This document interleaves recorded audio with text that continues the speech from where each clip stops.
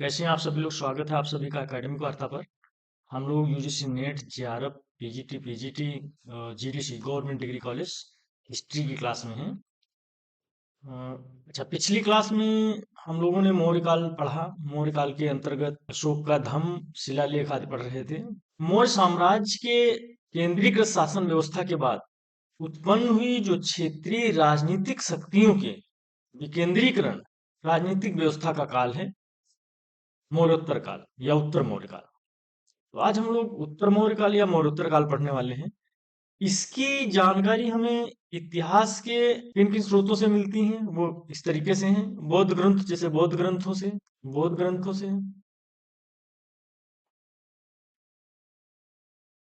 ग्रंथों में जैसे जातक है, दिव्यावादन है, जातक है, दिव्यावादन है,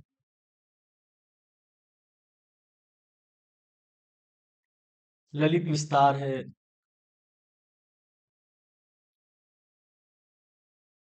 ललित विस्तार है, मंजूश्री, मूलकल्प है,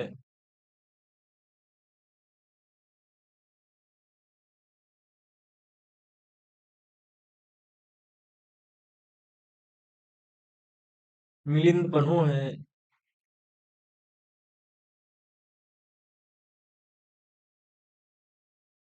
मिलिंद पन्हो है। इस तरीके से इन साहित्यों से हमको जानकारी इस मौर्योत्तर काल के विषय में मिलती है। अगर हम लोग भारत पर राज करने वाली राजनीतिक शक्तियों के बारे में बात करें तो इसमें सबसे पहले विदेशी शक्तियों के अंतर्गत हिंद यूनानी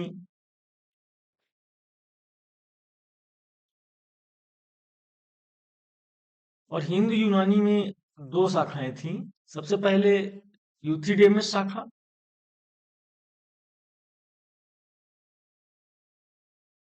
यूथिडेमस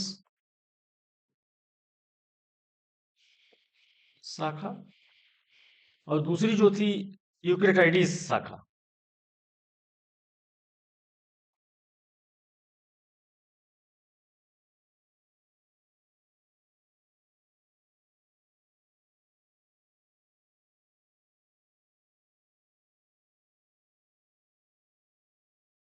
इसके साथ साथ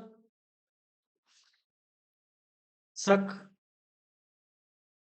शकों में हम लोगों को देखने को मिलती है एक पंजाब शाखा,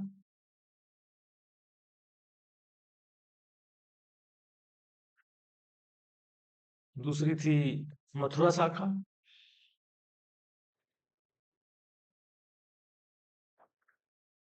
तीसरी थी चेस्टन शाखा,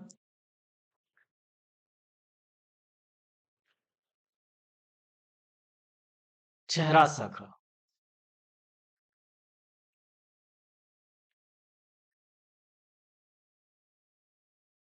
अगर भारतीय शासक की बात करें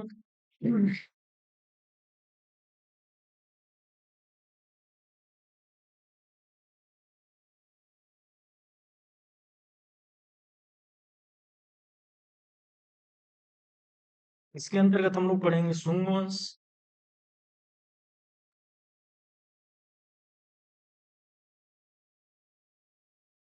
कर्ण वंश,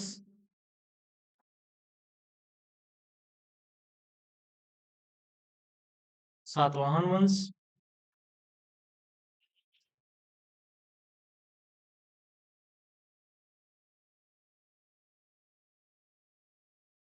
चेदी वंश,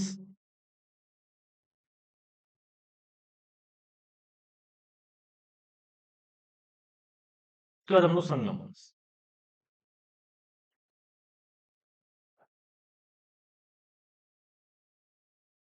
मौर्य काल के अंतर्गत इतना सारा कुछ पढ़ेंगे, उसके बाद गुप्त काल आ जाएगा। दरअसल पश्चिम उत्तर भारत में विदेशियों का आक्रमण संभवतः मौर्योत्तर काल की सर्वाधिक महत्वपूर्ण घटना थी। इतिहास के इस काल की जानकारी, जैसे कि हमने बताया कि कुछ ग्रंथ हैं, जैसे जातक है, दिव्यावादन है, ललित विस्तार है, मंजूश्री है, मूलकल्प है, मिलिंद पन्हो है, इन गार्गी संहिता है, मालविकाग्निमित्रम है। देखिए, सुंग वंश के लोग जिस समय भारत में शासन कर रहे थे, उसी समय उत्तर पश्चिम पर विदेशी शक्तियों ने हमला किया। सिकंदर के बाद सेल्यूकस का शासन रहा है बैक्ट्रिया में। कहते हैं ना, जो सेल्यूकस निकेटर था उसने चंद्रगुप्त मौर्य को मौर्य काल में, आप लोग पढ़े होंगे, उसने 4 प्रांत दहेज में दिए थे, काबुल, कंधार, हेरात और बलूचिस्तान। जब मौर्य वंश समाप्त हुआ उसी समय भारत के उत्तराधिकारी कुछ ही हिस्सों पर राज कर रहे थे, लेकिन परिस्थितियां ऐसी हुई, इन्हीं दयनीय परिस्थितियों को लाभ उठाकर नए राज्यों ने राजवंश की स्थापना करी, जिसमें प्रथम वंश था यूथिडेमस वंश। यूथिडेमस वंश की स्थापना हुई, और यूथिडेमस वंश की स्थापना जो और यूथिडेमस के बाद उसका बेटा था डेमेट्रियस। डेमेट्रियस बैक्ट्रिया का राजा हुआ। दूसरा, उत्तर पश्चिम में संभवतः सिकंदर के बाद डेमेट्रियस ही पहला यूनानी शासक था जिसने भारतीय सीमा में प्रवेश किया। इसने सियाल को अपनी राजधानी बनाया। तो इस तरीके से लिख लीजिए, यूथिडेमस की मृत्यु के बाद डेमेट्रियस, है ना,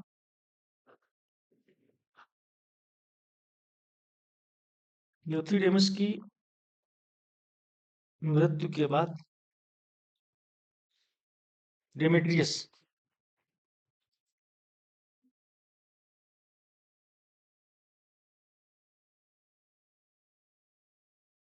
बैक्ट्रिया का,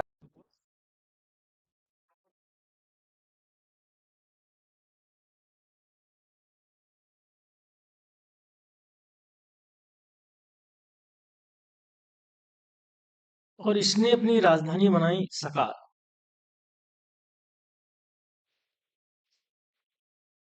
राजधानी बनाई सकार।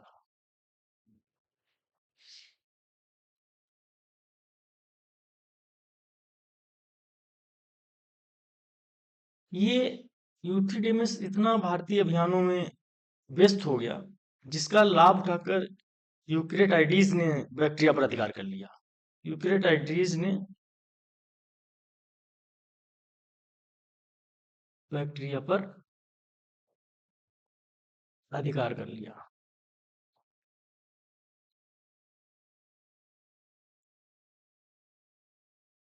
और इसने बाद में तक्षशिला को राजधानी बनाया।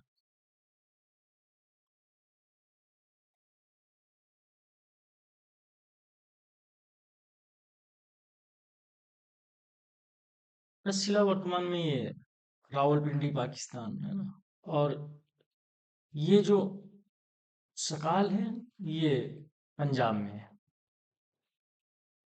ये पाकिस्तान में। इस तरह भारत के उत्तर पश्चिम क्षेत्र पर 2 प्रमुख शाखाएं यूनानियों की स्थापित हो गई। यूथिडेमस वंश की स्थापना हो गई और यूक्रेटाइडिस वंश की स्थापना हो गई। यूथिडेमस वंश का अगला जो शासक हुआ वो था मिनांडर। यूथिडेमस वंश का अगला जो शासक था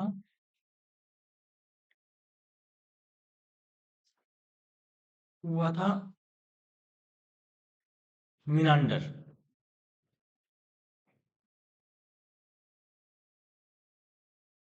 ये मिनांडर जब भारत की संस्कृति के संपर्क में आया,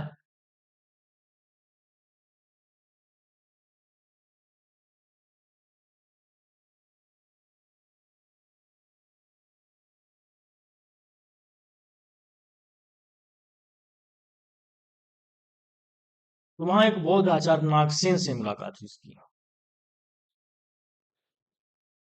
बौद्ध आचार्य नागसेन से मुलाकात हुई।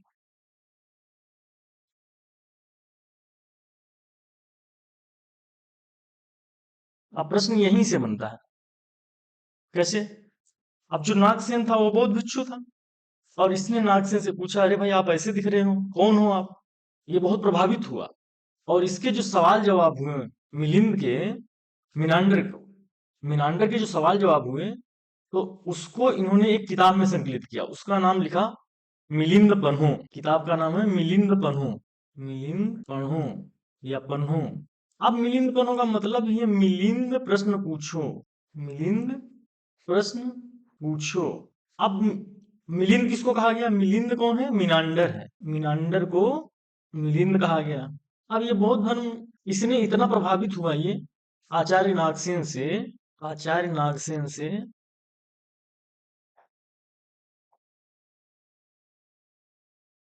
इतना प्रभावित हुआ कि इसने बौद्ध धर्म अपना लिया।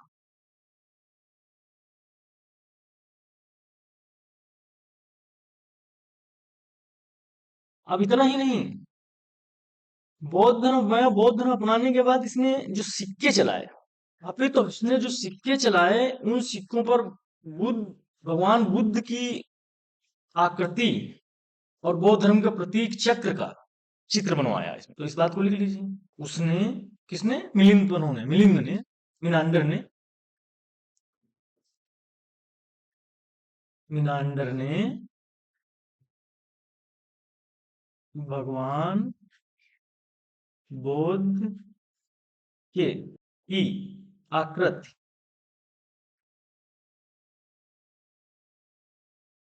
एवं बौद्ध धर्म के प्रतीक चिन्ह चक्र आदि का, बौद्ध धर्म के प्रतीक चक्र आदि का अंकन मुद्राओं पर किया उसने। एक किताब है पेरी प्लस ऑफ द एरेथियंसी। ये क्या है किताब? इसका लेखक का नाम नहीं मिला। तो पेरी प्लस के अनुसार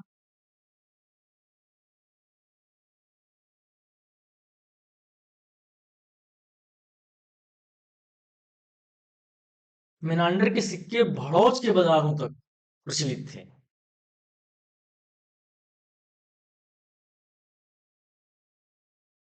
मेनांडर के सिक्के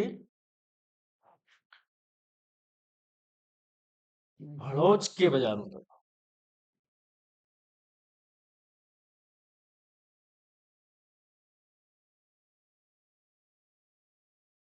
प्रचलित थे।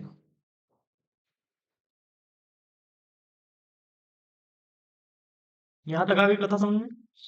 जो मिनांडर है, जब भारत में आया तो वो इसके संपर्क में आया, आचार्य नागसेन के संपर्क में आया। चलिए यहां तक समझ में आ गई कथा। जो मिनांडर है, जब भारत आया तो वह, चलिए यहां तक कथा समझते हैं हम लोग।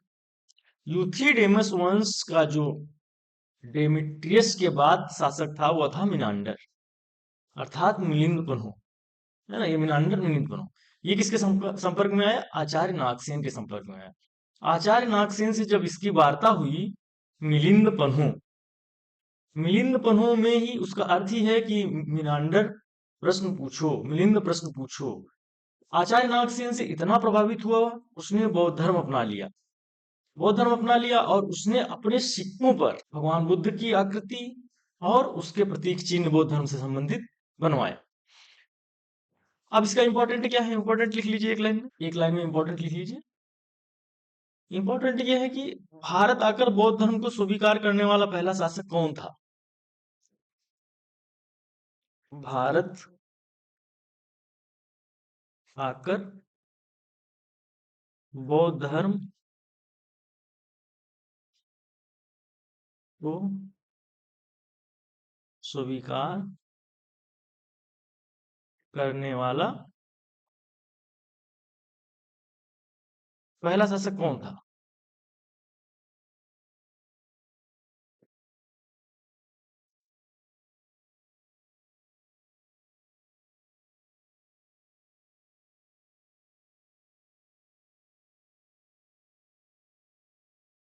इसका उत्तर हो जाएगा मिनांडर था। ओके, दूसरा लिखिए। उत्तर पश्चिम में किस हिंदू यूनानी शासक ने, उत्तर पश्चिम में किस हिंद यूनानी शासक ने पहली बार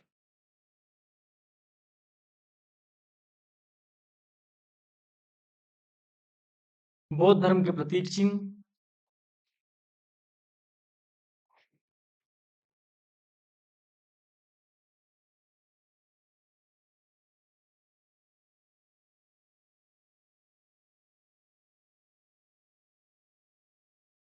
या बुद्ध या महात्मा बुद्ध की या भगवान बुद्ध की मूर्ति चित्र।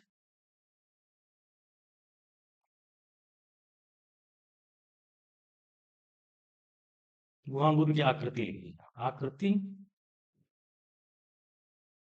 अपने सिक्कों पर बनवाई।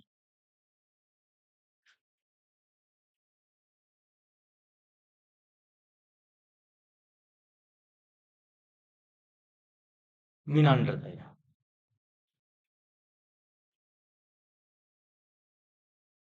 यहाँ तक समझ में। नेक्स्ट तीसरे नंबर में लिख लीजिए, जो मीनांडर और नागसेन के बीच वार्तालाप हुई। मीनांडर आचार्य बौद्ध नागसेन के बीच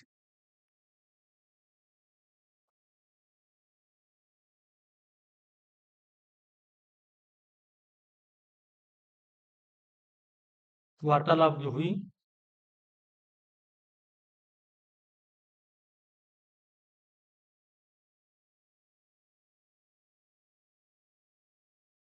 उसको लिखा गया। इसी को मिलिंद बन्हो कहते हैं।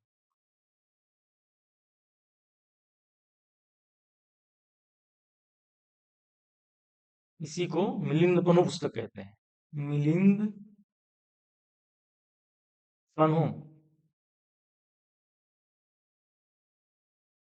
पुस्तक कहते हैं। ओके, ये तीन प्रश्न आपके फिर से समझ लीजिए। मीनांडर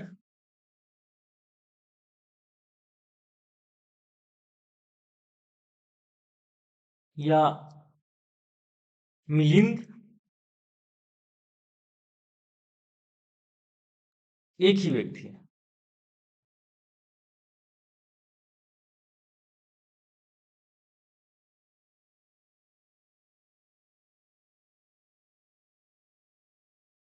प्रथम विदेशी जिसने भारत भूमि पर आकर बौद्ध धर्म स्वीकार किया, या जिसने सिक्कों पर बौद्ध प्रतीक या महात्मा बुद्ध की आकृति मिलती है, इसने बनवाए मीनांडर। अच्छा, एंटियोकिड्स दूसरा वंश था। एंटियोकिड्स, एंटियोकिड्स जो है, चलिए बस इस तरीके से लिख लीजिए, ये दूसरा वंश है एंटियोकिड्स। एंटियालकिड्स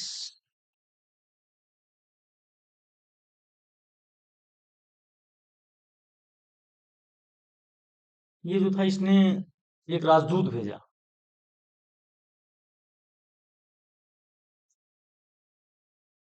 हेलियोडोरस नाम था उसका, उसको भेजा हेलियोडोरस को।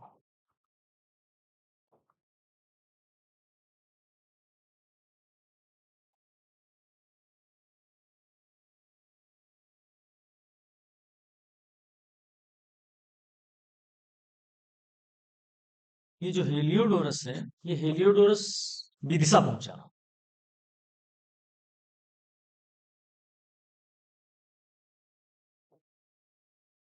दरअसल जब वहां विदिशा वो पहुंचा, तो सुंग वंश की राजधानी विदिशा हो चुकी थी। सुंग वंश की राजधानी विदिशा थी।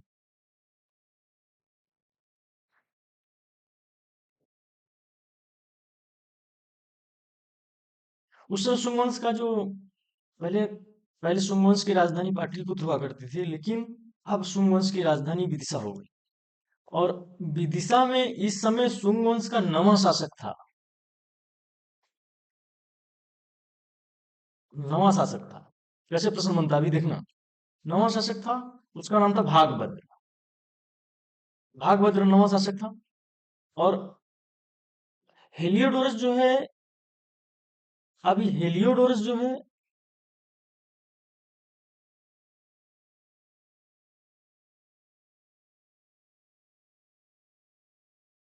यहाँ पर इसकी जगह पर हेलियोडोरस कर लिया।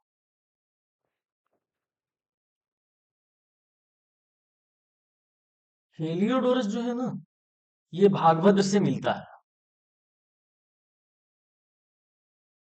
तो भागभद्र से जब मिलता है, तो वहां देखता है विदिशा में पूरा चारों तरफ जो वातावरण है, विष्णुमय वातावरण है।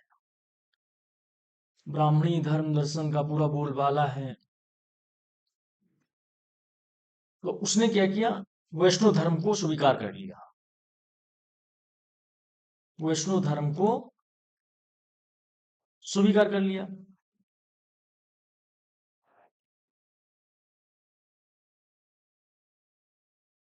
वैष्णव धर्म को स्वीकार कर लिया।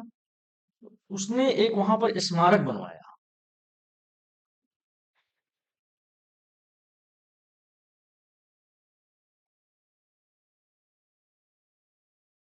स्मारक बनवाया जिसे गरुड़ध्वज नाम से जाना जाता है।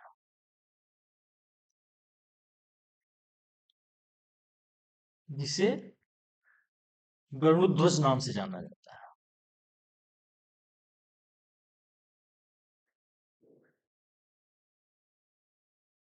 गरुड़ध्वज नाम से जाना जाता है। अब प्रश्न ये बनता है, ये प्रश्न, अभी का प्रश्न कैसा बनता है, विदिशा में गरुड़ ध्वज की स्थापना किसने की थी? विदिशा में गरुड़ ध्वज की स्थापना किसने की थी?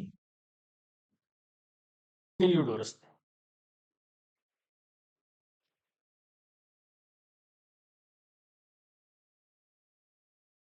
आगे बात यहां से समझ, हेलियोडोरस भागभद्र से मिलता है। भागभद्र नवा शासक होता है शुंग वंश का।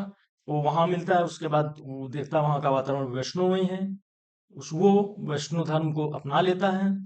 तो हेलियोडोरस जो है वहां पर एक विदिशा में गरुड़ ध्वज की स्थापना करवाता है। तो ये प्रश्न बहुत बार पूछा था, गरुड़ ध्वज की स्थापना किसने करवाई थी? तो हेलियोडोरस ने। अब हेलियोडोरस ने स्थापना कर, एक प्रश्न और बनता है, दूसरा प्रश्न ये बनता है, भारत आकर वैष्णव धर्म स्वीकार करने वाला पहला विदेशी शासक कौन था? भारत आकर वैष्णव धर्म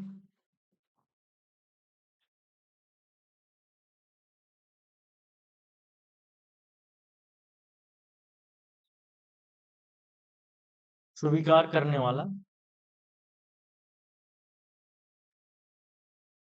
पहला विदेशी शासक कौन है?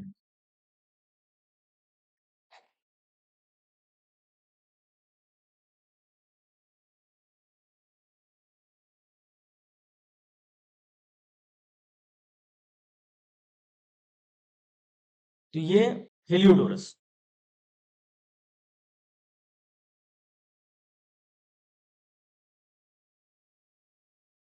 हेलियोडोरस, ठीक है। इस तरीके से,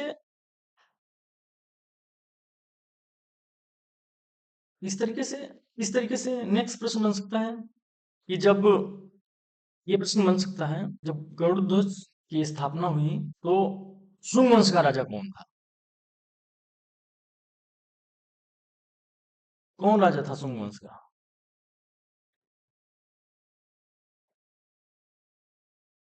तो आप लिखेंगे भागभद्र। भागभद्र।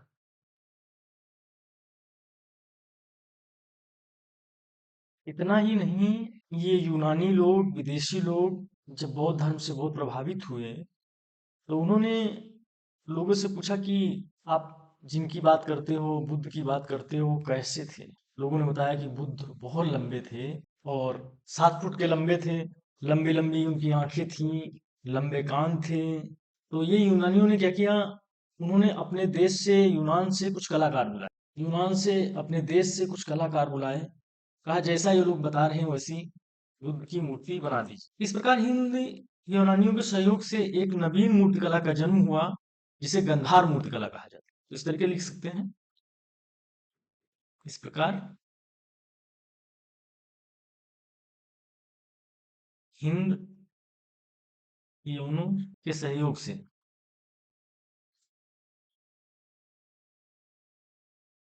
एक नवीन मूर्तिकला का जन्म हुआ।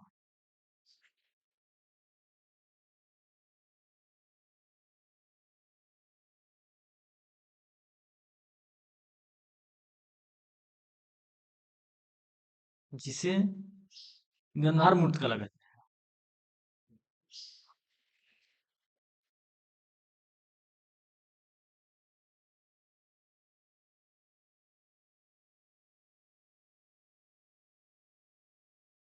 पढ़ेंगे हम लोग। गंधार मूल का ना चितकबरे पत्थरों पर इनका निर्माण होता था। निर्माता कौन थे? चलिए लिख ही लेते हैं पॉइंट। चितकबरे पत्थरों पर।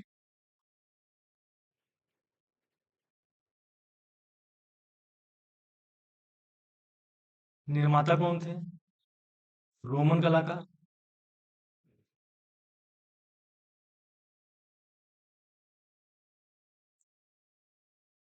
शैली कैसी थी इनकी?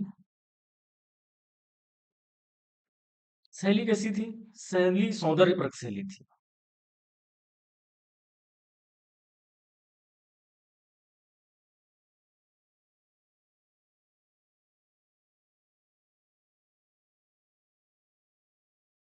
सौंदर्यप्रद का मतलब क्या होता है?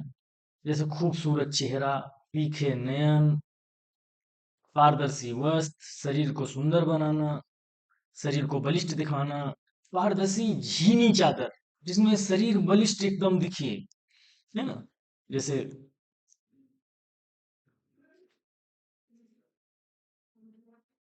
खूबसूरत चेहरा, तीखे नयन,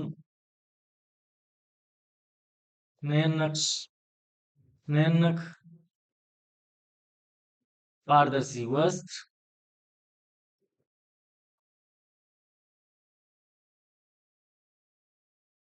शरीर को सुंदर बनाना, खूबसूरत। ये किससे संबंधित है? ये यूनान के अपोलो देवता से संबंधित है। यूनानी सौंदर्य के देवता एक थे अपोलो। अपोलो की तरह मूर्ति बना दी वहां वहां के कलाकारों ने। कौन थे यूनानी देवता? अपोलो। अपोलो देवता की तरीके से।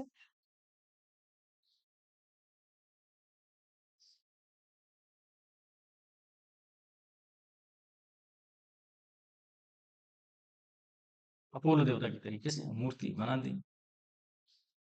इस नई मूर्ति कला का जन्म दिया था हिंदू यूनानी ने। इसे चरम पर पहुंचाया कुषाण वंशी शासक कनिष्क ने, है ना? तो इस तरीके से विदेशी यात्रियों को भारत की सभ्यता संस्कृति पर जो गंधार मूर्ति कला का क्या प्रभाव पड़ा, ये एक रिसर्च का विषय है। भारत में पहले आहत मुद्रा बनती थी। भारत में पहले आहत मुद्रा बनती थी।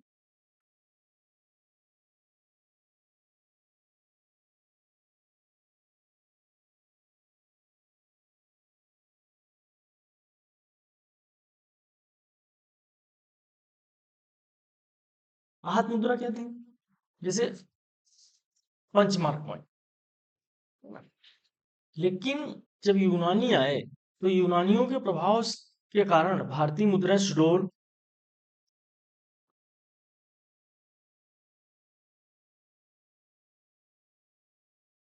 यूनानियों के प्रभाव के कारण भारतीय मुद्राएं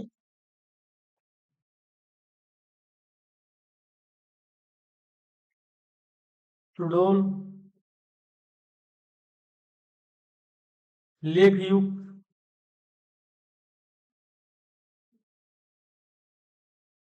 या कलात्मक तरीके से बनने लगी।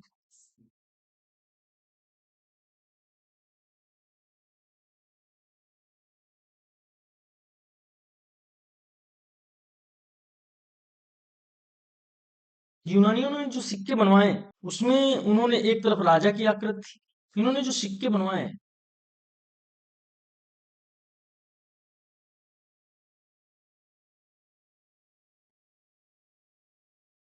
एक तरफ राजा की आकृति और दूसरी ओर किसी देवता की आकृति।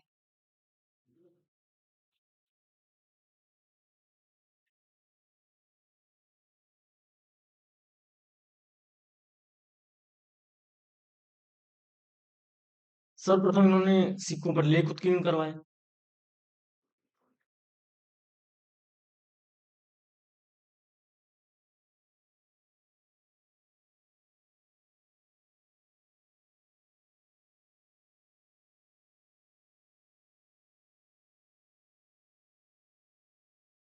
होने के सिक्के जारी करवाने का श्रेय यवनों को जाता है।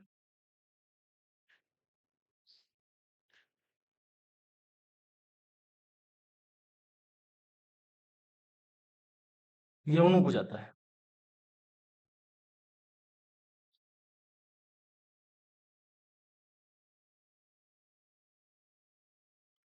दरअसल क्या है, यूनानी लोग जो थे, इन्होंने सिक्कों को पहले सांचे में पिघलना प्रारंभ किया, धातु को गिराकर, और मनमाफिक सिंबल बनाना प्रारंभ किया, मनमाफिक वजन के सिक्के बनवाए। भारत में पहली बार सिक्के ढालने का या आकार लेने का या समान वजन के डिजाइन बनाने का जो प्रचलन आया है, वो इन्हीं यवनों के द्वारा, यूनानियों के द्वारा, है ना। पहले आहत मुद्रा थी, पंचमार्क भारत में चलते थे, तांबे चांदी की। तो प्लेट होती थी, प्लेट से सिक्के का आकार काट लेते थे, स्टम्प सील लगा देते थे, इस तरह से निशान उभार लेते थे। लेकिन इन्होंने, जो यूनानियों ने सिक्कों का बाकायदा समान वजनी बनाया उनको, एक मुद्रा, जो मुद्रा बनाने का एक धातु को पिघला कर किसी सांचे में डालना, हाँ, उभरी हुई शैली में बनाना, आकृति उभार कर, और ढालने का प्रयोग, जो ढालने की कला है, वो प्रारंभ करी। इस तरीके से भारत यूनानियों का देखा जाए रीढ़ी है। ऐसा नहीं, यूनान जो भारतीय हैं, भारतीयों से भी यूनानियों ने बहुत कुछ सीखा। जैसे मिलिंद बनु ने धर्म सीखा, यूनानियों के द्वारा तिथि आधारित ऐतिहासिक लेखन प्रारंभ हुआ, यूनानियों के सहयोग में। भारत जो आप आज देख रहे हो, यूनानियों के माध्यम से ही सप्ताह आधारित उसके बाद कैलेंडर प्रारंभ हुआ, जिसमें सप्ताह, फिर मास, फिर मतलब महीना, फिर वर्ष, है ना। इस तरीके से जो कैलेंडर प्रारंभ हुआ, ये यूनानियों की ही देन है। या आप इस तरीके से लिख सकते हैं इस लाइन को, इनके माध्यम से।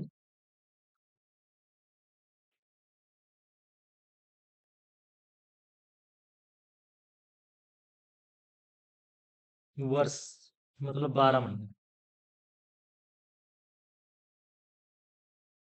मास, सप्ताह आधारित कैलेंडर प्रारंभ हुआ।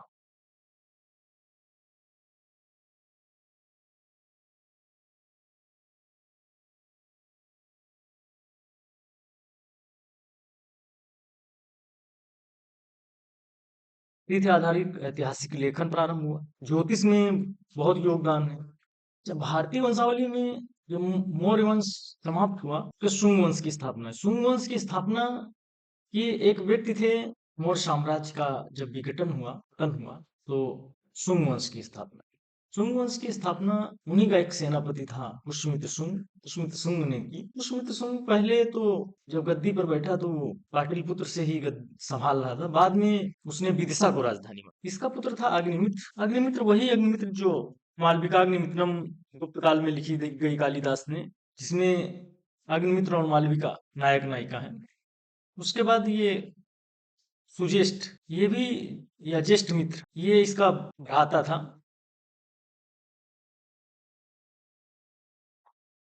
संभवतः भ्राता था। उसके बाद वसुमित्र,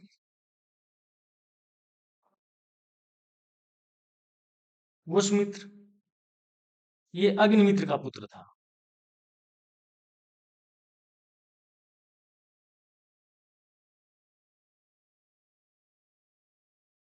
ये अग्निमित्र का पुत्र था वसुमित्र। उसके बाद वज्रमित्र का नाम मिलता है, वज्रमित्र। उसके बाद एक भागवत या भागमित्र नाम का व्यक्ति मिलता है, इसे भागभद्र भी कहा जाता है। भागभद्र के समय में ही, इसको यहाँ पर भागभद्र भी लिख लीजिए,